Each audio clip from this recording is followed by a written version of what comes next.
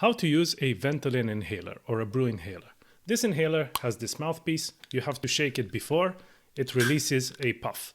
You have to catch this puff as you're breathing in. So you basically have to breathe out, and as you're starting to breathe back in, you will trigger the inhaler and slowly continue breathing in deeply. At the top, you hold your breath for about 10 seconds if you can, and then slowly release. It looks a little bit like this. So I'm breathing out first.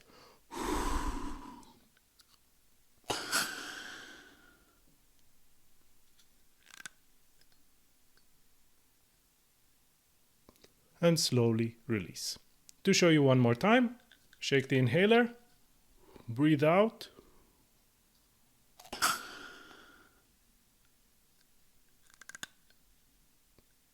and slowly release. So like I said, basically as I was starting to breathe back in, that's when I trigger the inhaler and continue breathing slowly and deeply, holding my breath at the top, then slowly releasing.